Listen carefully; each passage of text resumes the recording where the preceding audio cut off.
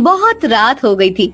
तभी छोटे गोपाल को उसके चाचा शिवा अपने घर ले आए। गोपाल को देखकर उसकी चाची, ये क्या, आप इसे यहाँ क्यों ले आए और इतने बड़े पेटी में क्या लेकर आए हैं? उमा, ये गोपाल के कपड़े हैं। गोपाल आज के बाद हमारे साथ ही रहेगा। क्या? ये आप क्या कह रहे हैं? ये हमारे साथ क्यों? भैया और भाभी के बाद गोपाल की पूरी जिम्मेदारी मेरी है। मेरे भैया ने आज तक मुझे सहारा दिया। उनके बेटे की देखभाल का जिम्मा मैं उठाने वाला हूँ। उमा को शिवा की ये बात बिल्कुल भी अच्छी नहीं लगी थी। गोपाल के माता पिता का अचानक से देहांत हो गया था और शिवा के सिवा उसका इस दुनिया में अब कोई नहीं था। लेकिन उमा को गोपाल एक आंख नहीं भा रहा था। दिन बीत रहे थे। उमा गोपाल को शिवा के साथ काम करने के लिए खेत में भेज देती थी। अपने बेटे अर्जुन को 56 भोग खाना देती थी, वहीं गोपाल को सूखी रोटी खिलाती थी। कुछ साल बीत गए। अब अर्जुन और गोपाल दोनों बड़े हो गए थे। एक दिन, ए गोपाल, आज पूरे घर की अच्छे से सफाई कर देना और हाँ, बाद में बाजार में जाकर मैं जो कहूँ वो सब सामान ले आना। आज 8 साल बाद मेरा बेटा अपनी शिक्षा लौटने वाला है। मैं नहीं चाहती कि उसके स्वागत में कोई भी कमी हो। खेत से आते समय ये सब ले आना। उमा गोपाल को काम पर भेज देती है। खेत में गोपाल मायूस बैठा हुआ था। तभी उसका दोस्त, क्या हुआ गोपाल, आज फिर से चाची ने कुछ कह दिया क्या? नहीं भोला, अब तो मुझे बातों का भी बुरा नहीं लगता। आदत हो गई है उनके तानों की। आज अर्जुन अपनी शिक्षा पूरी करके लौटने वाला है, इसीलिए वो बहुत खुश हैं। मैं भी अर्जुन के साथ गुरुदेव से शिक्षा प्राप्त करना चाहता था, लेकिन चाची ने मना कर दिया। चाची हमेशा ही मुझ में और उसमें भेदभाव करती आई हैं। हाँ, क्योंकि वो तुम्हारी माँ नहीं है और माँ तो आखिर माँ होती है। सही कहा तुमने मित्र। वो कहते हैं ना कि भगवान हर जगह नहीं पहुंच सकता, इसीलिए उसने माँ को बनाया। लेकिन मेरी माँ को तो भगवान ने ही छीन लिया। मैंने हमेशा चाची में अपनी माँ को ढूंढने का प्रयास किया, पर शायद मेरे जितना बदनसीब और कोई नहीं होगा। गोपाल अपना काम खत्म करके घर आ गया। उसने उमा को उसने मंगाई हुई सब चीजें दे दी। कुछ देर के बाद अर्जुन घर आ गया। अर्जुन को देखकर तो उमा फूले नहीं समा रही थी। उनका वो प्यार देखकर गोपाल की आंखें भर आई और वो नदी किनारे जाकर बैठ गया। तभी वहाँ एक ऋषिवर चलते हुए आ रहे थे। गोपाल ने देखा कि उनके पैर से रक्त बह रहा है। फिर, ऋषिवर, यहाँ बैठिए, आपके पैरों से रक्त बह रहा है। हाँ पुत्र, चलते समय कांटा चुभ गया है। गोपाल ने ऋषिवर के पैर से कांटा निकाला और अपना रुमाल ऋषि के पैर पर बांध दिया। फिर उसने नदी के पास ही एक जड़ी बूटी उठाई और उसका लेप ऋषि के पैर पर लगा दिया। ऋषिवर, इस जड़ी बूटी से आपको शीघ्र ही पीड़ा से मुक्ति मिलेगी। पुत्र, तुम्हारे मुख पर इतनी पीड़ा और ग्लानि क्यों है? तुम इतने कोमल हृदय के हो, मेरी पीड़ा तुमसे देखी नहीं गई, तो तुम स्वयं किस पीड़ा में हो? फिर गोपाल ने अपनी पूरी कहानी ऋषिवर को बताई। तुम्हें इतने ग्लानि के अनुभव की आवश्यकता नहीं है। पुत्र, मैं तुम्हारे इस मुखमंडल को देखकर कह सकता हूँ कि तुम बहुत बड़े तकदीर वाले हो। तुम्हारा भाग्य बहुत उज्जवल है। तुम ना सिर्फ खुद अपितु अपने पूरे परिवार का उद्धार करोगे। तुम्हें चिंता करने की कोई आवश्यकता नहीं है। शीघ्र ही ऐसा समय आएगा जब सबको तुम्हारा महत्व समझ आएगा। ऋषिवर की बात सुनकर गोपाल को अच्छा लगा। वो घर आ गया। कुछ दिन बीत गए। अभी तक उमा के स्वभाव में कोई बदलाव नहीं आया था। एक दिन राजा बुद्धिवीर के एक दूत गोपाल के गांव पधारे और सब गांव वालों को एकत्रित करके उन्होंने कहा, सुनो सुनो सुनो गांव वालों, हमारे राजा बुद्धिवीर ने हमारे राज्य की राजधानी में एक बहुत ही बड़ी प्रतियोगिता का आयोजन किया है। जो भी उस प्रतियोगिता का विजेता होगा उसे इस राज्य का अगला महामंत्री घोषित किया जाएगा। इसीलिए सभी युवाओं से महाराज का ये अनुरोध है कि वो बड़ी संख्या में प्रतियोगिता में भाग लें और अपना भाग्य आजमाएं। इस बात को सुनकर सभी युवान राजधानी जाने के लिए निकलने लगे। सभी को अपने भाग्य की परीक्षा करनी थी। अर्जुन भी प्रतियोगिता में जाने के लिए तैयार हो रहा था। तब अर्जुन, तुम प्रतियोगिता में भाग लेने तो जा रहे हो, लेकिन वो प्रतियोगिता किस बात की है उसके बारे में तो महाराज ने कुछ नहीं बताया। पता नहीं किस बात की प्रतियोगिता होगी। कोई भी प्रतियोगिता हो पिताजी, मुझे भाग्य का कोई कारण नहीं है। मैं तो गुरुदेव के आश्रम से सभी प्रकार की विद्याओं का ज्ञान ग्रहण करके आया हूँ। मैं किसी भी प्रकार की चुनौती का सामना करने में सक्षम हूँ। देखा, ऐसा विश्वास होना चाहिए। मेरा बेटा आपके इस गोपाल की तरह नहीं है। इसमें बुद्धि और साहस दोनों भी है। मुझे मेरे बेटे पर पूरा विश्वास है कि हमारे राज्य का अगला महामंत्री मेरा अर्जुन ही होगा। अर्जुन तैयारी के साथ राजधानी के शहर जाने के लिए चला गया। गोपाल अपने काम पर लग गया। 2 दिनों के बाद उन्हें पता चला कि जो युवान राजधानी पहुंच गए थे उन सबको महाराज युद्ध भूमि में भेजने वाले हैं। फिर सुनिए जी, आपको पता चला महाराज ने ये ठीक नहीं किया। झूठ बोलकर गांव के सभी लड़कों को युद्धपुर भेज दिया। मेरे हो गया तो हाय मेरा बेटा, इससे अच्छा तो इस गोपाल को ही भेज देते हम। युद्ध में मारा भी जाता तो क्या फर्क पड़ता, वैसे भी हम पर बोझ ही बना हुआ है। चुप रहो तुम। महाराज ने जो किया वो सही नहीं किया है, लेकिन इसका मतलब ये नहीं कि तुम गोपाल के बारे में कुछ भी कहो। चाची, आप मेरे बारे में हमेशा ऐसा क्यों सोचती हैं? मैं आपको हमेशा अपनी माँ के समान मानता हूँ, लेकिन आपने कभी मुझे अपना बेटा नहीं समझा। और समझूंगी भी नहीं। तू तो मेरे गले में फंसा हुआ वो कांटा है जिसे न निगल सकते हैं न उगल सकते हैं। उमा की बात सुनकर गोपाल हमेशा की तरह मायूस होकर नदी के पास आकर बैठ गया। उसका मन कर रहा था कि नदी में कूदकर अपनी जान दे दे, लेकिन फिर उसने सोचा कि खुदकुशी करने से तो अच्छा है ये युद्ध में भाग लेकर मारा जाए। ये सोचकर गोपाल राजधानी में आ गया और दरबार में महाराज बुद्धिवीर के सामने जाकर खड़ा हो गया। तुम कौन हो युवान, और इस प्रकार इतने क्रोध में मेरी ओर क्यों देख रहे हो? मेरा नाम गोपाल है, सोनपुर ग्राम से आया हूँ। क्षमा करें महाराज, लेकिन आपने झूठ बोलकर प्रजा का विश्वास तोड़ा है। आप इतने सारे युवाओं को बिना बताए युद्धपोर पर भेजने वाले हैं। आपने उनके परिवार के बारे में एक बार भी सोचा? क्या बीतेगी उन पर यह सुनकर कि उनका बेटा युद्ध में मारा गया? कितने ही ऐसे युवान होंगे जिनका पूरा परिवार उन पर निर्भर होगा।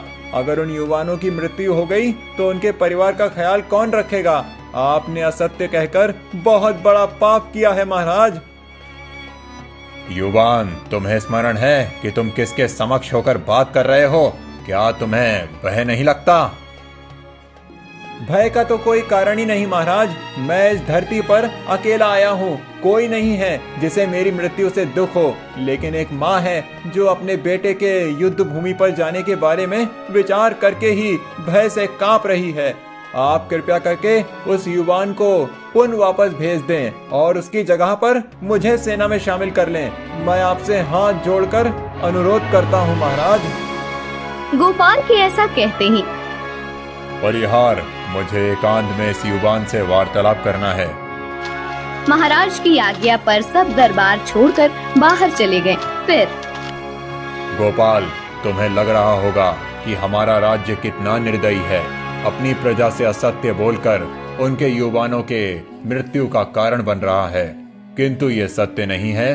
सभी युवान सुरक्षित हैं। मैं तो मेरे राज्य में एक साहसी और धैर्यवान युवा की खोज कर रहा था जो राज्य पर आए संकट का सामना कर सके। कैसा संकट महाराज? हमारे राज्य की दक्षिण सीमा पर एक असुर ने आतंक फैला रखा है। मेरे गुप्तचरों से जानकारी मिली है दक्षिण के सभी गांव में उस असुर के भय से लोगों ने गांव रिक्त करने शुरू किए हैं। प्रजा दूसरे राज्य में जाकर आश्रय ले रही है। प्रजा में अफरा तफरी मची हुई है। इसीलिए मैं चाहता हूँ कि कोई साहसी वीर जाकर उस असुर के भय से सबको मुक्त करे। महाराज से आदेश लेकर गोपाल दक्षिण की ओर जाने लगा। रास्ते में उसे वही ऋषिवीर मिले जिन्होंने उसे तकदीर वाला कहा था।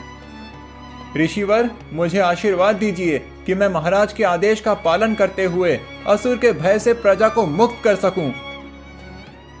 मेरा आशीर्वाद सदा ही तुम्हारे साथ है पुत्र, परंतु उस असुर से सामना करना इतना सरल नहीं है। वो असुर बहुत शक्तिशाली है।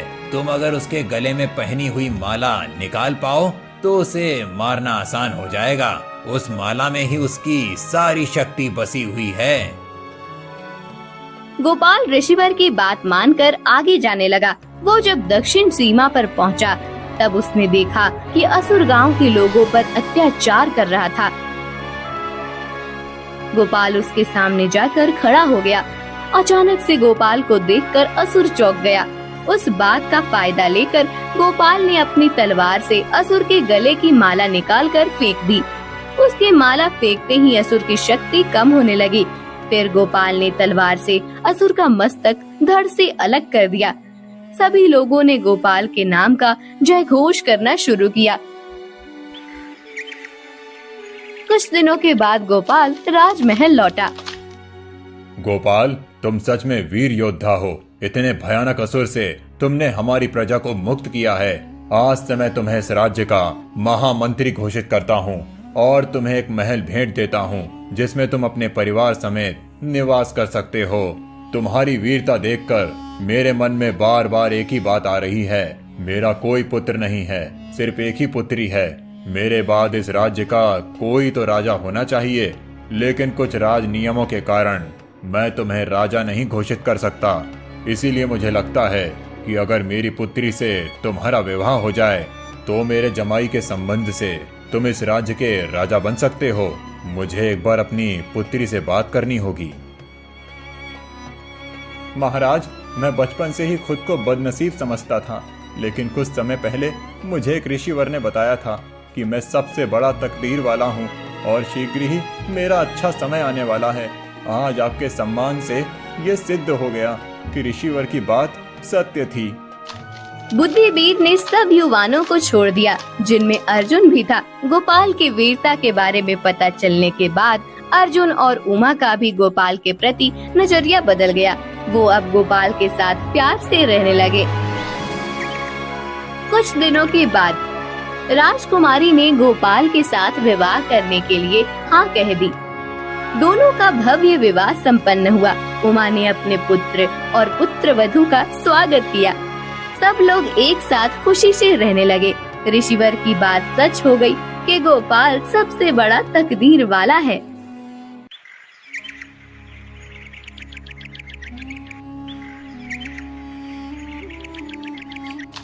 धर्मा धोबी बहुत गरीब था। धर्मा के 3 बच्चे थे।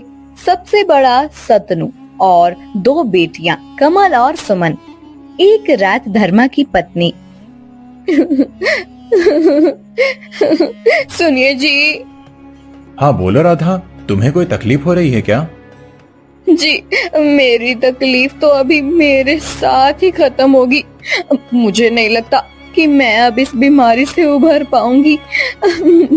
मेरा अंतिम समय नजदीक आ गया है।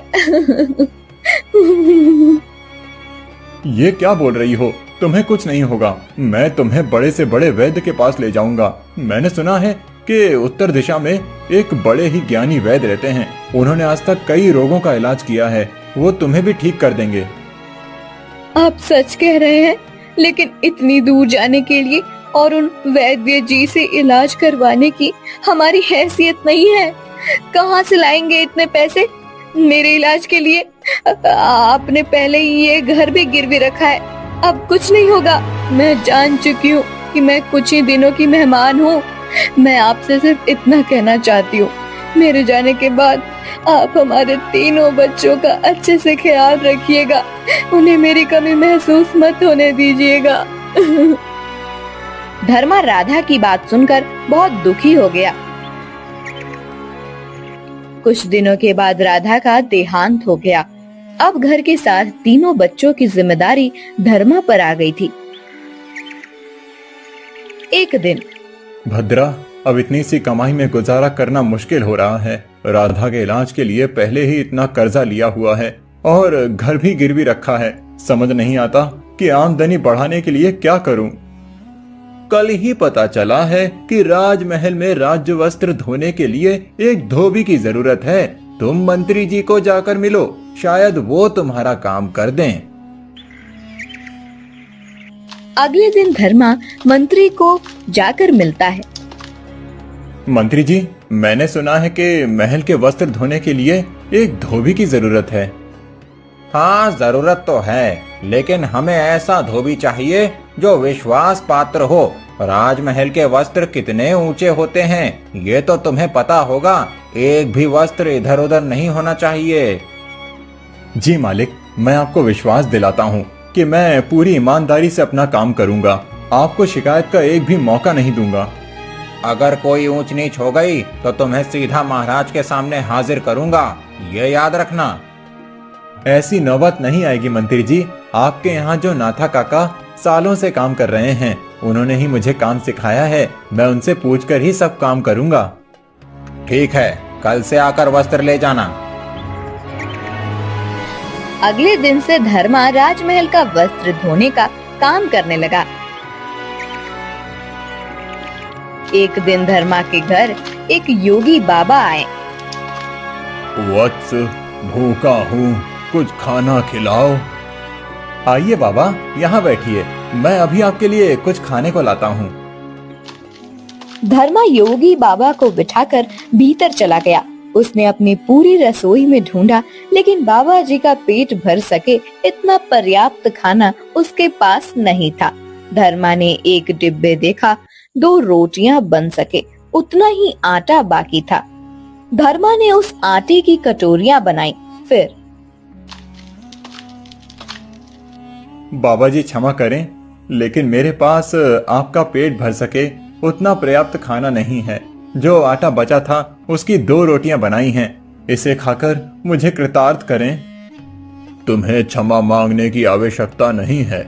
इतना खाना मेरे लिए पर्याप्त है, और ये खाना मेरे लिए पर्याप्त है या नहीं, इससे महत्वपूर्ण ये है कि तुमने अपने या अपने परिवार के बारे में विचार ना करते हुए घर में जितना भी खाना था वो मुझे दिया। तुम सत्य में एक दयावान मनुष्य हो। तुम्हारे छोटे छोटे बालक हैं, परंतु फिर भी तुमने एक भी बार विचार नहीं किया कि अगर सारा खाना बाबा जी को दे दिया तो वो बालक भूखे रह जाएंगे। मैं तुमसे अति प्रसन्न हूँ वत्स। आपका आभार योगी बाबा, लेकिन मैं क्या करूं? इस गरीबी से जितना छुटकारा पाने की कोशिश करता हूं, उतनी ये बढ़ती ही रहती है।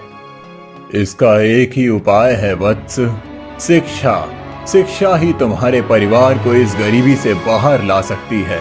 तुम्हारे इस पुत्र को अच्छी शिक्षा दो, ताकि ये आगे जाकर कुछ ऐसा काम कर सके जिससे वो तुम्हारे परिवार की सहायता कर सके। लेकिन बाबा जी, हमें कौन शिक्षा देगा? हम गरीबों को शिक्षा लेने के नाम पर भी उपहास का पात्र बनाया जाता है, और शिक्षा इतनी महंगी होती है कि मैं मेरे बेटे को पढ़ा नहीं सकता। अगर ऐसी बात है तो तुम अपने पुत्र को मेरे साथ भेजो। मैं तुम्हारे पुत्र को शिक्षित करूंगा, उसे सारी विद्याओं का ज्ञान दूंगा, जिससे ये आगे जाकर एक ऐसा युवक बने कि हर कोई इसे अपने साथ काम करने के लिए बुलाए।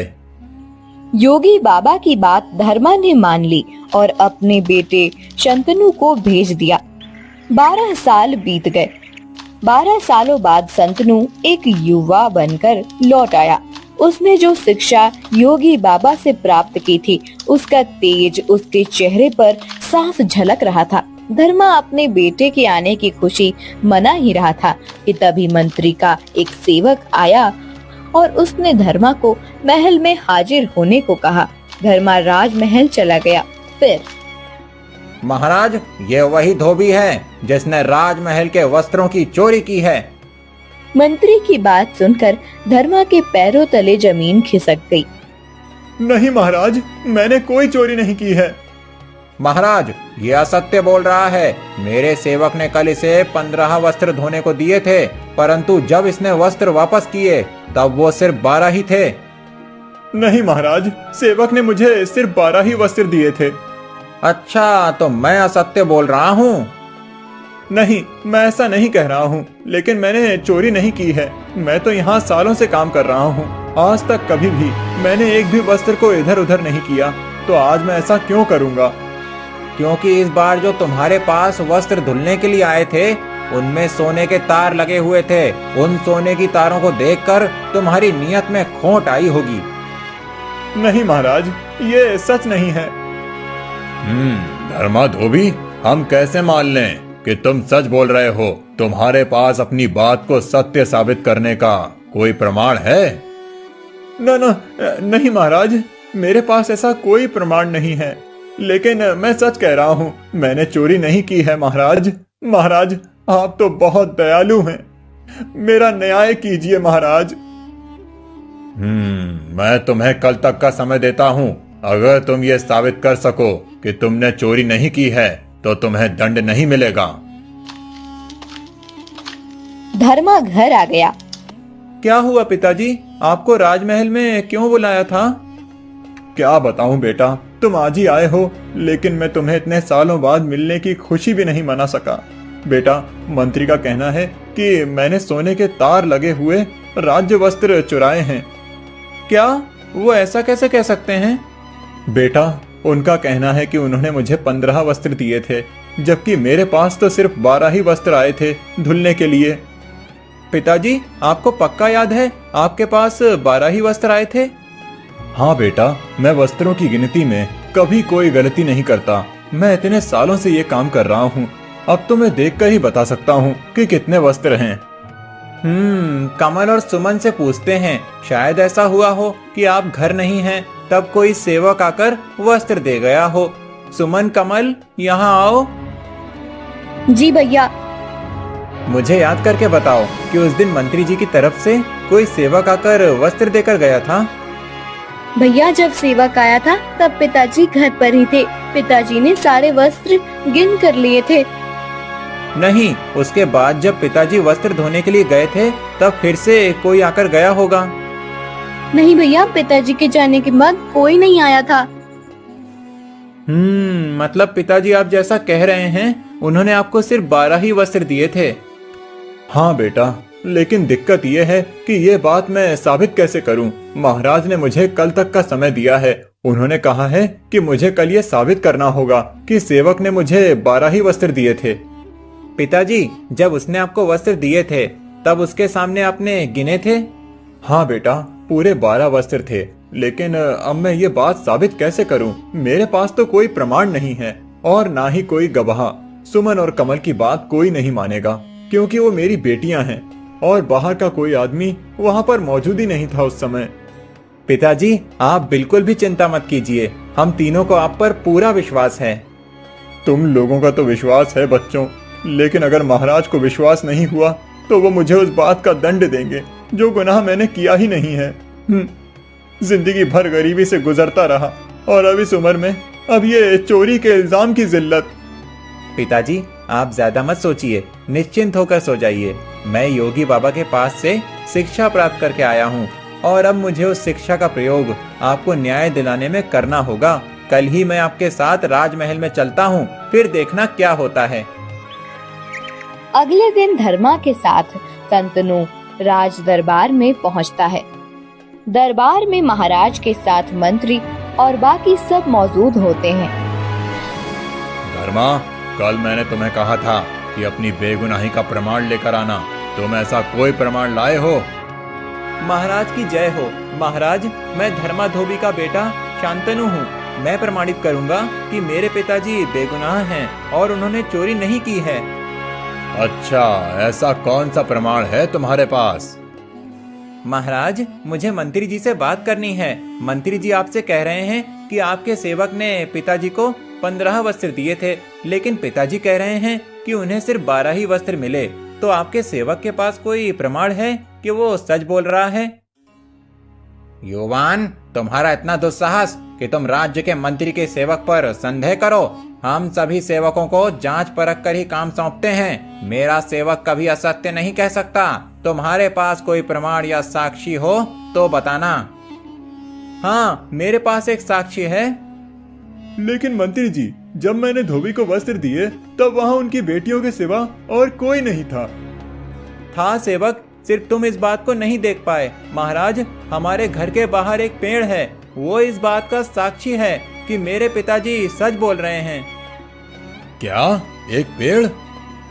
लगता है तुम्हारी मति भ्रष्ट हो गई है युवान। एक पेड़ किसी बात का साक्षी कैसे हो सकता है? पेड़ क्या यहाँ आकर सच बताएगा? नहीं, पेड़ यहाँ नहीं आ सकता, इस बात को मैं मानता हूँ। लेकिन अगर हम पेड़ के पास चले जाएं, तो वो पेड़ सब कुछ सच बता देगा। ये कैसे संभव है? कोई पेड़ बोल कैसे सकता है? महाराज, मैंने 10 वर्षों तक एक योगी बाबा के पास शिक्षा ग्रहण की है। उन्होंने मुझे अपनी योग माया भी सिखाई है।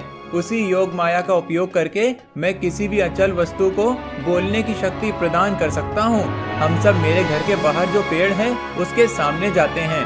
मैं अपनी योग विद्या का उपयोग करता हूँ, फिर सारा सच पेड़ खुद ही आपको बता देगा। क्या सच में ऐसा हो सकता है? हाँ महाराज, योगी बाबा बड़े ही ज्ञानी हैं। उनके पास तंत्र मंत्र, योग माया और बहुत सी विद्याएं हैं जो उन्होंने मुझे सिखाई हैं। आप कृपया कर चलिए मेरे साथ। संतनु की बात सुनकर राजा सबसे चलने को कहता है। उसे चलता मंत्री को डर लगने लगता है। महाराज, आपको इतनी दूर जाने की कोई आवश्यकता नहीं है। मुझे अभी याद आया कि सेवक ने 12 ही वस्त्र दिए थे। वो 3 वस्त्र तो मेरे कक्ष में ही छूट गए थे। मंत्री, ये बात आप अभी बता रहे हैं? आपकी वजह से आज मेरे हाथ एक बेगुनाह को सजा हो जाती। महाराज, वो मुझे स्मरण नहीं था। अच्छा, तो आपको ठीक उसी समय पर इस बात का स्मरण कैसे हुआ? महाराज, कहीं मंत्री जी कोई बात छुपा तो नहीं रहे हैं?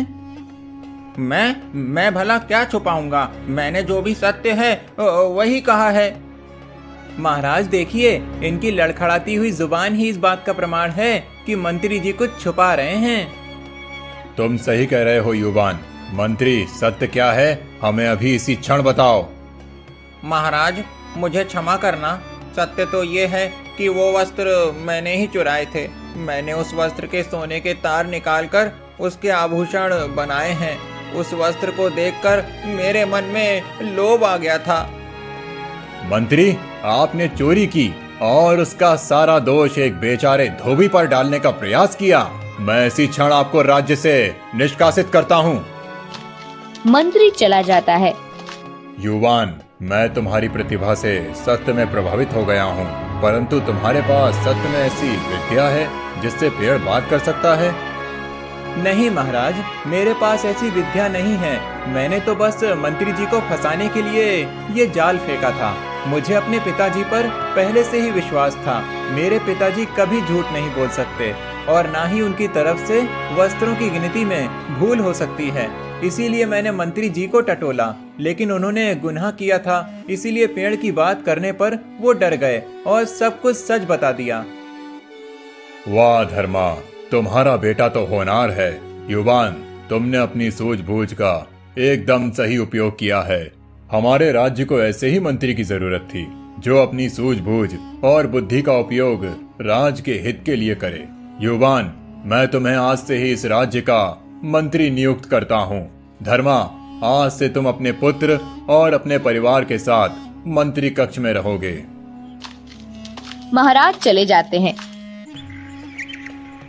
अगले ही दिन संतनु अपने बहनों और धर्मा के साथ राजमहल में अपने कक्ष में रहने चला जाता है। अच्छी शिक्षा की प्राप्ति से एक गरीब का पूरा जीवन संवर जाता है।